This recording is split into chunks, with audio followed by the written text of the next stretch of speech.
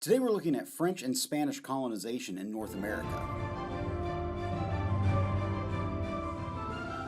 Hello, welcome to the Daily Bellringer. Please don't forget to subscribe and take a look at the questions down in the description. So although we spent most of our time looking at English colonization of what would become the United States of America, starting at Jamestown in 1607, we have to stop and recognize that there were other European powers seeking to get a foothold in the North American continent, namely France and Spain. Starting with the French, it is important to recognize that the French were less interested in getting land, which was one of the English's primary motives for coming to America, but more interested in trapping animals for fur, and they became heavily involved in the fur trade. Beaver, fox, mink, and otter furs were all in high demand, and in 1608, Samuel de Champlain established a French trading post at approximately the site of present-day Quebec in Canada. The French continued to push further into the interior of North America west of the Appalachian Mountains, establishing trading posts along rivers as they went. Several of these trading posts have transformed into major cities today, such as Detroit, Little Rock, and St. Louis.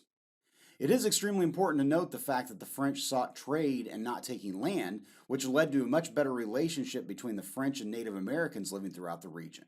This would be very important as we move further in history. In 1663, New France became a royal colony, but unlike the English colonies along the East Coast, there was not a huge rush of colonists to live there. In fact, if you look at the population of French colonists in New France in 1760, it's only around 80,000, with most of those living in what would be present-day Canada. Compare that to the English colonies at the same time that had a population of approximately 1.1 million. In the late 1600s, French explorers such as Louis Joliet and Jacques Marquette explored up and down the Mississippi River, and in 1682, Robert Cavelier Sieur de La Salle traveled all the way down the Mississippi River to the Gulf of Mexico. He claimed the region and named it Louisiana, named after the King of France, Louis XIV. In 1718, New Orleans was established at the mouth of the Mississippi River as it emptied into the Gulf of Mexico, becoming one of North America's primary port cities. The Spanish had an even longer history than France and Britain in North America. In fact, Christopher Columbus established the first European colony in North America, known as Isabella, on the island of Hispaniola on his second voyage to the New World in 1493. From there, the Spanish became the dominant European power, colonizing areas such as the Caribbean, Mexico, Central and South America. One of their earliest ventures into what would eventually become the United States was at St. Augustine in present-day Florida, and today St. Augustine is referred to as the oldest city in the United States. The Spanish founded it in September of 1565, 20 years before the failed colony at Roanoke, and almost 30 years before the establishment of Jamestown. As English settlers moved in along the East Coast and the French pushed into the interior of North America, the Spanish became concerned that these other European powers might threaten their colonies further south.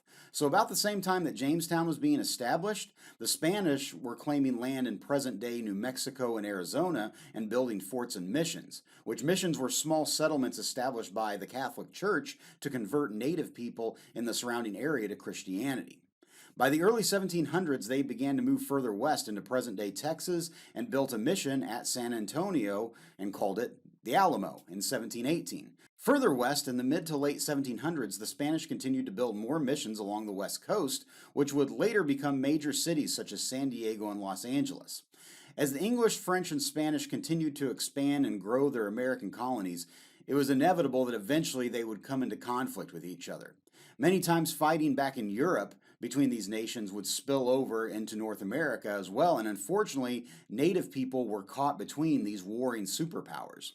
This would lead to major conflicts that would shape the future of the North American continent. So with that, hopefully you learned something, and thanks for watching.